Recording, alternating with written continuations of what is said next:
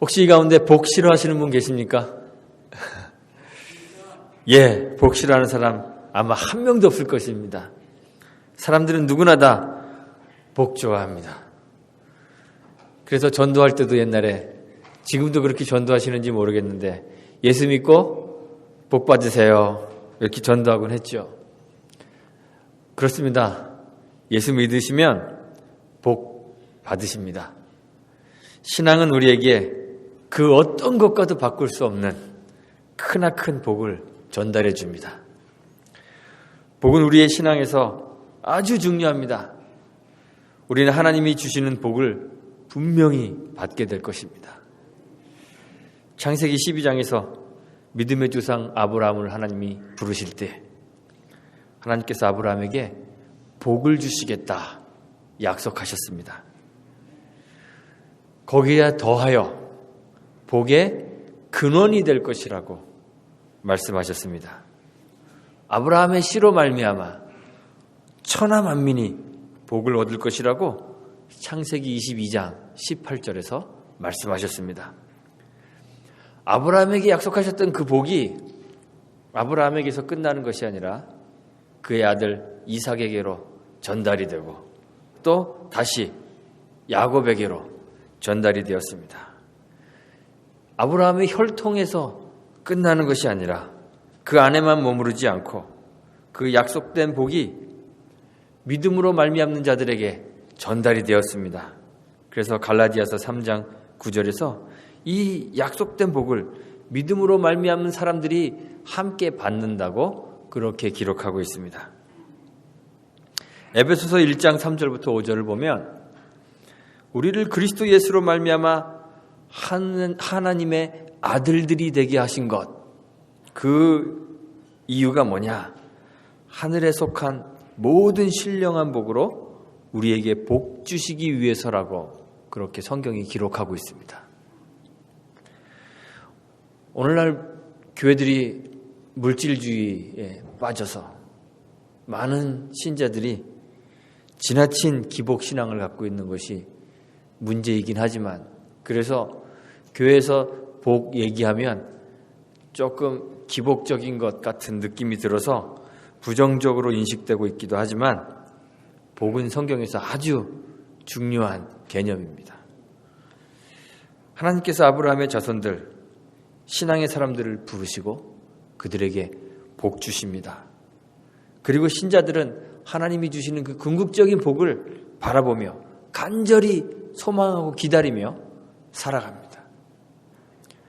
분명히 마지막 때 이 세상이 끝나고 새 하늘과 새 땅이 이루어질 그때, 하나님 나라에 들어가게 될 그때 우리는 거기서 받게 될 영원한 복이 우리를 기다리고 있음을 믿으며 그 복을 소망합니다. 그러나 그 복은 내세의 천국에서만 누리는 그러한 복이 아닙니다. 하나님이 우리에게 복 주시겠다 약속하신 그 복은 지금 여기 이 세상에서 우리 신자들이 누려야 하는 것입니다. 여러분들 다 복을 누리면서 살아가고 계십니까? 신자들이 이 세상에서 어떤 복을 누려야 할까요? 신자가 세상에서 복 누린다는 사실에 대해서는 별로 이견이 없습니다. 다 그래야 된다 이렇게 생각합니다. 그런데 그 복이 무엇인가에 대해서는 약간의 이견들이 있습니다. 우리는 보통 누구누구가 참 복받았다, 저 친구는 복받은 사람이야 라고 이야기하면 흔히 물질적인 것, 우리들이 삶에서 보통 얘기하는 돈과 명예와 권력을 거머쥐는 것을 생각하게 됩니다. 그러나 사실 복은 꼭 물질적인 것만은 아닙니다. 복과 행복이 반드시 높아지는 것과 연관되어 있는 것만은 아닙니다. 어떤 사람은 풍부한 재물을 원하는 사람도 있습니다. 고귀한 명예를 탐하는 사람도 있습니다. 하지만 반면에 정신적 여유를 누리는 삶, 작은 것으로 행복할 수 있는 그러한 사람들도 분명히 있습니다. 우리 교회가 가장 경계해야 할 신앙 중 하나가 기복신앙입니다.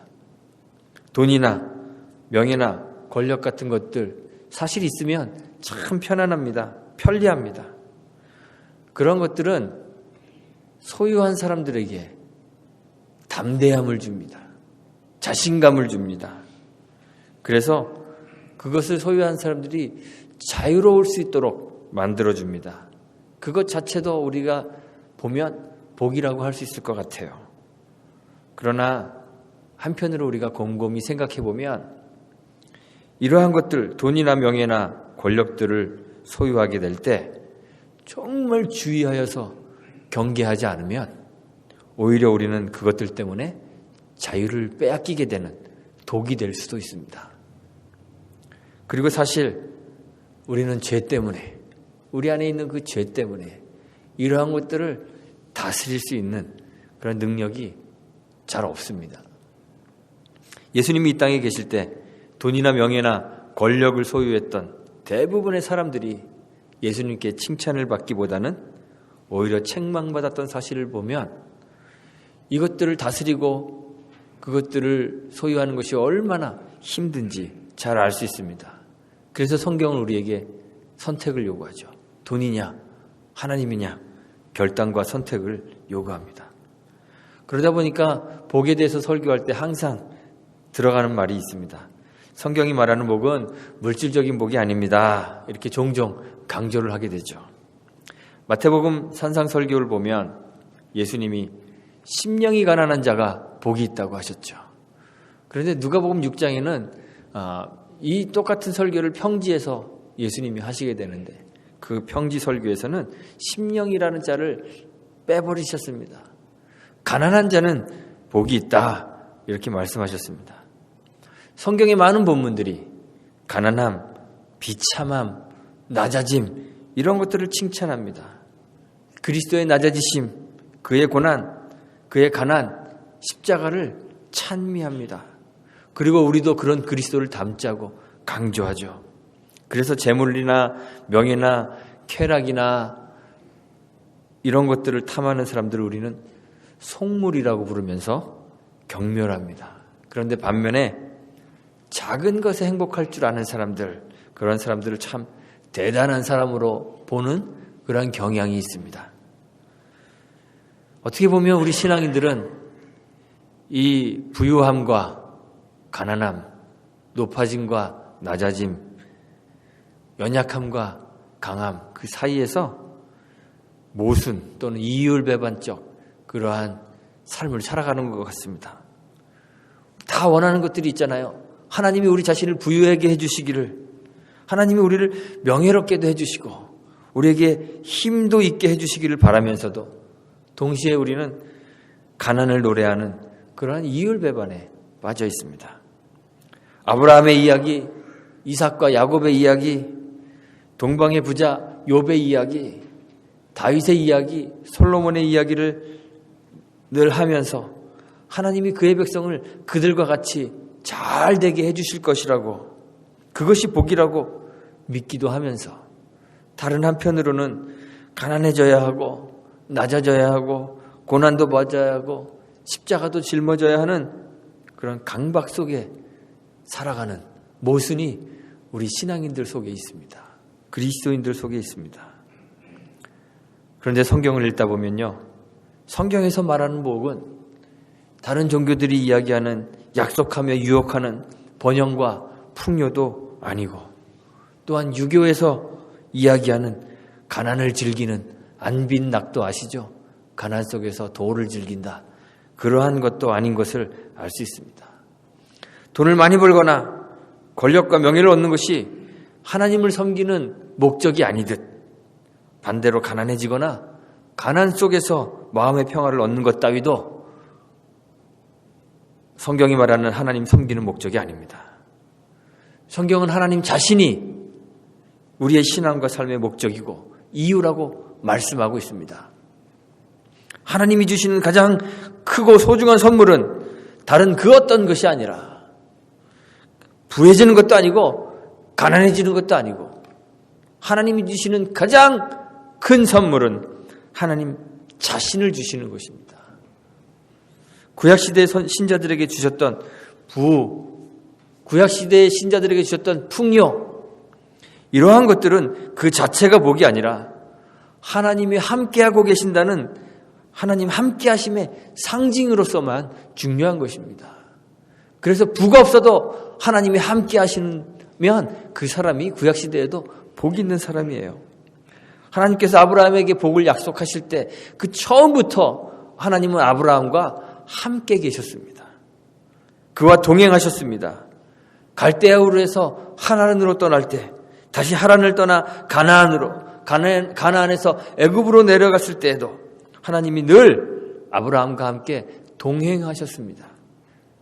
애굽에서 바로에게 사례를 빼앗겼을 때 하나님은 여전히 그때에도 아브라함과 함께 하셔서 바로의 집에 큰 재앙을 내리시고 사라를 보호하셨습니다. 야곱에게도 마찬가지입니다. 야곱에게 하나님께서 복을 약속하실 때 하나님은 야곱과 함께 하실 것을 약속하셨습니다. 내가 너와 함께 있어 내가 어디로 가든지 너를 지키며 너를 이끌어 이 땅으로 돌아오게 할지라. 내가 네게 허락한 것을 다 이루기까지 너를 떠나지 아니하리라. 함께 하시는 것이 복이지 물질적 풍요가 복이 아닙니다. 그래서 하나님이 형통하게 하시고 복을 부어주시는데도 부요함이 없는 경우도 있습니다. 요셉 아시죠? 요셉이 형통한 것은 그가 부유할 때가 아닙니다. 애굽으로 끌려 내려가 바로의 신하 시위대장 보디발에게 노예로 팔렸을 때 창세기 39장 1절은 말하기를 여호와께서 요셉과 함께 하심으로 그가 형통한 자가 되었다라고 기록하고 있습니다. 끌려가 종이 되었는데 형통한 자가 되었다고 했습니다. 왜요? 하나님이 함께 하심으로. 그가 주인의 아내 여자의 모함을 받아 옥에 갇히게 되었을 때에도 성경이 말합니다. 여호와께서 요셉과 함께 하심이라. 여호와께서 그의 범사에 형통케 하셨다라고 기록하고 있습니다. 풍요가 없는데 종이 되고 오히려 옥에 갇혔는데 여호와께서 함께 하심이 복이라는 말입니다. 가난과 고난도 마찬가지입니다. 가난과 고난 그 자체가 복이 아닙니다. 가난이 복인 것은, 고난이 복인 것은 그 자체가 복이기 때문이 아닙니다. 가난이 뭐가 그렇게 좋겠습니까? 가난 좋아하시는 분 계십니까? 가난과 고난 그 자체가 복이라면 우리는 천국에 가서도 아마 가난하고, 그렇죠? 천국에도 고난이 있어야 하지 않겠습니까? 신약의 성도들, 사도들이 고난을 기뻐한 것은 고통을 즐기는 그 피학성애자, 학대받는 것을 즐거워하는 그러한 변태들이기 때문에 그런 것이 아닙니다. 세상에서 고난받는 것이 그들 안에 그리스도의 사심의 증거가 되기 때문에 그렇습니다. 세상에 대하여 죽고 하나님에 대하여 산 사람이라는 그 증거가 되기 때문에 고난을 기뻐하는 것입니다. 바울이 갈라디아서 6장에서 말하죠. 그러나 내게는 우리 주 예수 그리스도의 십자가 외에 결코 자랑할 것이 없으니 그리스도로 말미암아 세상이 나를 대하여 십자가에 못 박히고 내가 또한 세상에 대하여 그러하리라. 이후로는 누구든지 나를 괴롭게 말라. 내가 내 몸에 예수의 흔적을 가졌노라. 내 몸에 예수의 흔적을 가졌노라. 그 고통과 고난이 그리스도의 흔적이 되기 때문에 복인 것이지 고난 자체가 복이 아니라는 말입니다. 가난과 고난, 고통과 십자가가 예수의 흔적이 되기 때문에 하나님이 우리 안에 거하시는 증거가 되기 때문에 그것이 복인 것입니다. 복은 돈과 명예와 권력과 쾌락을 소유하는 것도 아니고 가난해지고 가난을 즐기는 여유를 가지는 것도 복이 아닙니다. 복은 하나님을 소유하는 것입니다. 하나님의 임재 안에 사는 것입니다. 오늘 시편 1편을 읽었습니다. 시편 1편은 150편에 달하는 시편 전체의 서론이라고 할 수 있습니다. 죄악이 왕노릇하며 다스리는 이 세상 속에, 이 한가운데, 세상 한가운데 우리 신자들이 다 살아갑니다. 그 속에서 하나님을 찬양하기도 하고, 때로는 괴로움을 토로하기도 하고, 때로는 울부짖는 신자들의 기도가 이 시편 안에 들어있습니다. 신자라 할지라도 이 세상 한가운데 살아가기 때문에 세상 속에서 때로는 물질의 문제로, 때로는 건강의 문제로, 때로는 권력의 문제로, 때로는 정치적인 문제로, 때로는 타인과의 관계에서 오는 문제로 고통받으며 부대끼며 살아갈 수밖에 없습니다. 그러한 삶의 문제들을 가지고 시인들이 하나님 앞으로 나아가 부르짖습니다. 울부짖습니다. 그런데 이들에게 주시는 참 해결책이 무엇일까요? 이 시편의 시인들이 느끼고 가지는 참된 행복, 참된 복이 과연 무엇이었을까요? 우리는 그 참 복들을 이 시편 안에서 찾아볼 수 있습니다. 그 서론인 시편 1편에서 시인은 복 있는 사람이 어떤 사람이냐? 두 방식으로 이야기해요. 하나는 부정적인 방식으로, 하나는 긍정적인 방식으로 이야기하죠. 먼저 부정적인 방식으로 어떻게 이야기하는가 한번 보겠습니다. 복 있는 사람은 악인의 꾀를 좇지 아니하고 죄인의 길에 서지 아니하고 오만한 자의 자리에 앉지 않습니다 라고 이야기했습니다. 악인이 어떤 사람인지, 죄인이 어떤 사람인지, 오만한 자가 어떤 자인지 각각 부류에 대해서 주석을 달려고 하면 아마 몇 페이지로 길게 달 수 있을 거예요. 그런데 오늘은 그냥 간단하게 생각해 보겠습니다. 이들은 어떤 악행을 일삼는, 사람을 죽이거나 남의 것을 훔치거나 그러는 나쁜 사람들을 말하는 것이 아닙니다. 시편의 다른 시들을 보면 두 부류의 사람들을 이렇게 구별하는 것을 볼 수 있습니다. 한편은 여호와를 경외하는 자, 다른 한편은 여호와를 멸시하는 자들입니다. 시편 41편 1절, 시편 53편 1절을 보면 동일한 본문이 거기에 기록되어 있는데요. 이런 말씀이 있습니다. 어리석은 자는 그 마음에 이르기를 하나님이 없다 하도다. 저희는 부패하고 소행이 가증하여 악을 행하고 선을 행하는 자가 없다. 악한 자, 악을 행하는 자, 가증한 자, 선을 행하지 않는 자, 죄인, 어떤 사람들이냐 하면 하나님의 존재를 인식하지 못하는 사람들입니다. 삶 가운데 하나님이 없는 사람들입니다. 그들은 꾀를 내어서 자기의 소유를 불리고 지위를 높게 하고 사람들의 명성을 얻습니다. 오늘 시편이 말하고 있는 사람들이에요. 악인과 죄인과 오만한 자들. 그래서 높은 자리에 앉아서 하나님은 없다 하며 자기를 높입니다. 그것이 세상에서 누리는 복인 줄 알고 그렇게 살아갑니다. 그런데 반면에 반대의 사람이 있습니다. 복 있는 사람, 시편 1편이 긍정적으로 말하는 복 있는 사람은 그런 사람들이 아닙니다. 여호와의 율법을 즐거워하여 그 율법을 주야로 묵상하는 자입니다. 하나님의 임재 안에 사는 사람들입니다. 하나님은 침묵하시는 하나님이 아닙니다. 하나님은 침묵하시며 멀리서 우리를 지켜보시는 그런 하나님이 아니십니다. 하나님은 우리의 인생 속으로 들어오시는 분이십니다. 하나님은 우리의 일상을 간섭하시고 우리에게 말씀하시는 하나님입니다. 주님에 대해서 요한복음이 표현하면서 육신이 되어 우리 가운데 거하시는 말씀이신 하나님이라 그랬습니다. 그분이 우리 하나님이십니다.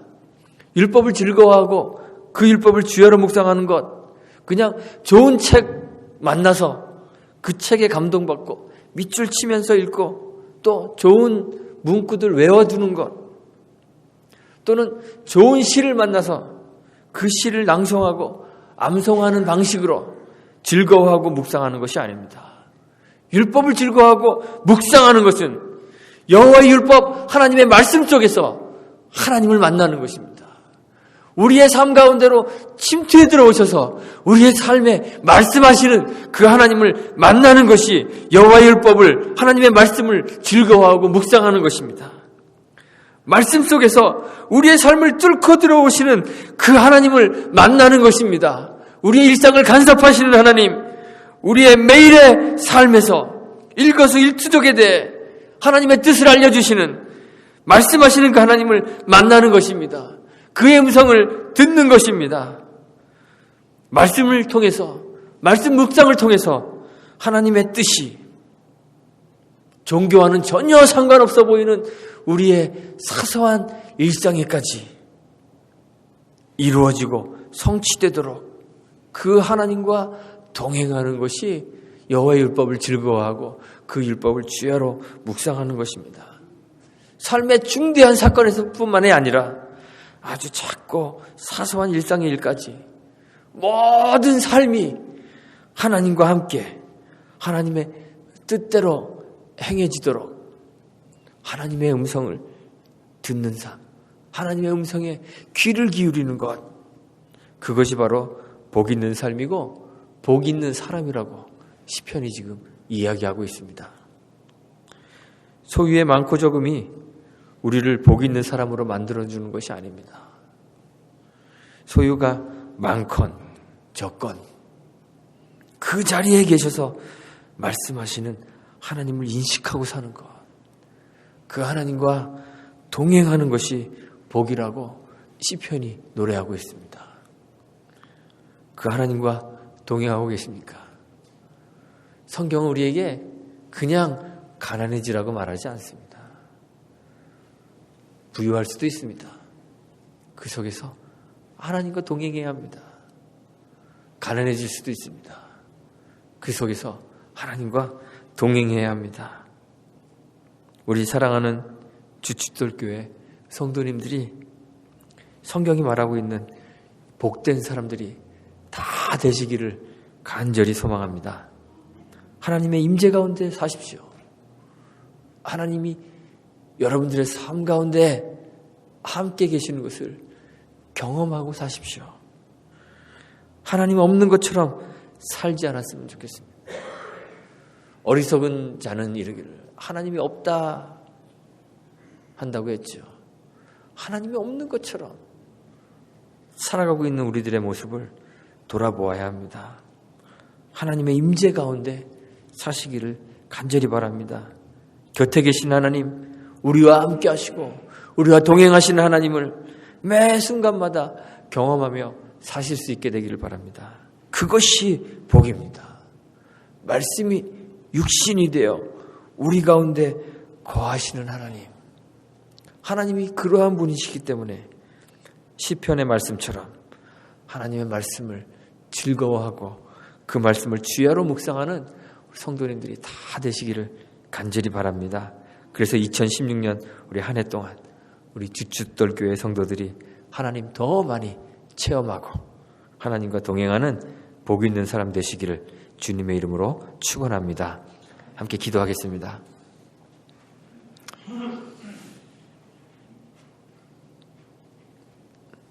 하나님 감사합니다. 우리에게 복 주시기 위해 하늘의 보좌를 버리시고 우리들과 같이 되셔서 우리 가운데 오신 그 주님을 사랑합니다.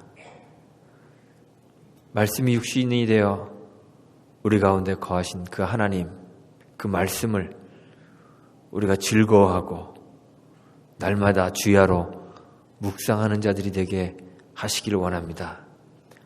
우리에게 말씀하시는 그 하나님의 음성에 귀를 기울이고 우리의 삶이 하나님의 그 음성에 따라 하나님의 뜻에 따라 움직여지는 삶이 되도록 우리를 온전히 주님께 드리는 믿음의 사람들 되게 하시고 주의 복 있는 사람들이 될 수 있도록 은혜 베풀어 주옵소서.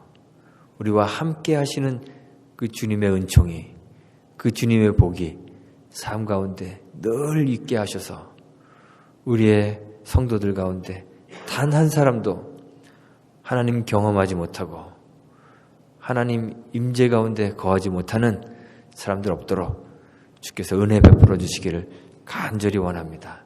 그래서 2016년 한 해가 다 마칠 때에는 우리가 다시 우리와 함께 하셨던 그 하나님에 대해 풍성히 간증하고 교제하는 그런 시간을 가지게 되도록 주님께서 은혜 베풀어 주옵소서. 예수님의 이름으로 기도합니다. 아멘.